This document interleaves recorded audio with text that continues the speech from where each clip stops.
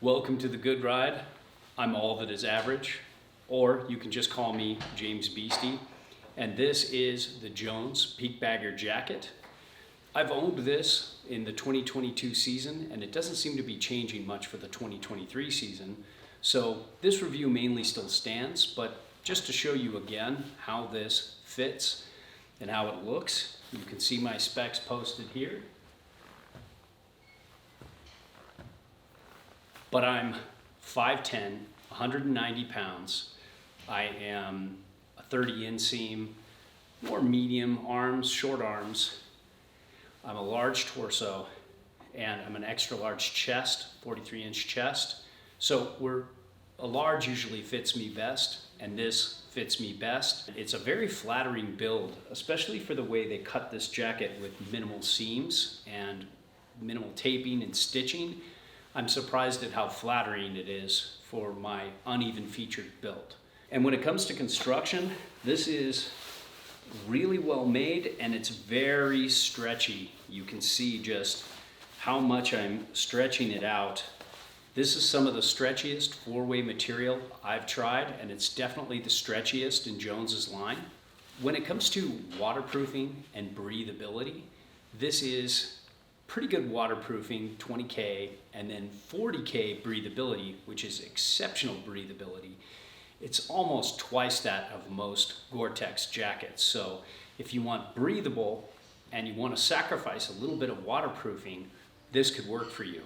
I found that in rain and in wet snow and in all kinds of weather, even wind, it does a good job at shielding me from those elements. It's not amazing like Gore-Tex Pro here, but it's pretty exceptional for something this breathable. So when it comes to helmet compatibility, this hood, let me just show you this. I don't even have to unzip to get this large jacket's hood over my medium Smith Maze helmet. This just fits so well. I'd have to tighten this up a good bit, and I do with my own jacket. And you can see just turning each way, it's just great freedom of movement with your head. You can check your six really easy, and I like that. I also love that this is a contoured hood, and it just wraps around your goggles and your face and protects you from the elements on a real windy, cold day. When it comes to the cuffs and how they work with gloves, these are my drop Tahoma mitts, and they're pretty big mitts. And this goes over the mitt so well and goes over any glove I've used with.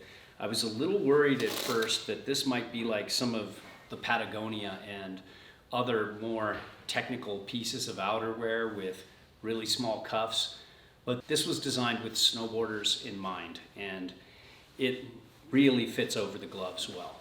It also tightens up pretty tight, so if you want to put a glove over it, you can. Now, I'm not Mr. Uphill Travel. Obviously, most of our stuff is lift riding, but I do a lot of drift boarding and some split boarding, and I have with this jacket in the past, and I think the backpack compatibility is really good.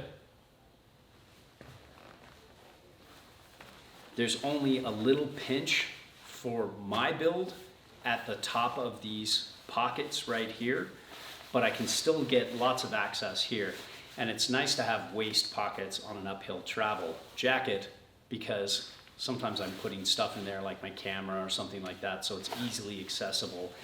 I have my phone here, so I like having those extra pockets, maybe for some extra gloves or some sort of extra layering that you might need. You can slap it in there and you'll be good to go. And I love the way it works with my Jones backpack. Now, there are no pit zips. That's one thing I miss. This is a very, very breathable jacket, so I can see why they omitted it. But there were some times on some uphill ascents with my steamy self that I could have used some pit zips. Now, when it comes to outer pockets, there are three. There is a good sized pocket here that goes all the way over to your pit, all the way up, almost just below your collarbone, and then down to your waist right here. This is an S22 Ultra. It's a big phone, and it fits that in there no problem. It does jostle a little bit on the way down, but it's not terrible. And if you have room in your pocket, like you do with the High Sierra pant that goes along with this outfit, fits there much better. And then there's no real inner pockets except for two big skin pockets that are great for carrying your skins. A lot of jackets aren't designed that way. Even some split board specific jackets just don't hold skins well. These held my skins really well, and I like that. They're not really goggle pockets. They're not gonna work that well for that, like a lot of jackets have here, but these will work excellent for your skins and keep them warm on the down. This liner is just so smooth. It feels silky smooth. I love it. If you're wearing a first layer, like this Jones here, this is gonna be a long sleeve and you're gonna have no problems with any jacket because this is a nice, comfortable first layer. But let's say you're wearing a short sleeve, it's a warm spring day, this is gonna feel so good on your skin. There's no powder skirt and no jacket to pant interface. So if you have bibs, or if you're just like me and you're gonna wear pants like this, and this jacket on the up, you're gonna be fine anyways. I've never really needed a powder skirt, and I've rarely, if ever, used a jacket to pants interface. So I'm not missing much here. Not sure if you will either, but most likely not.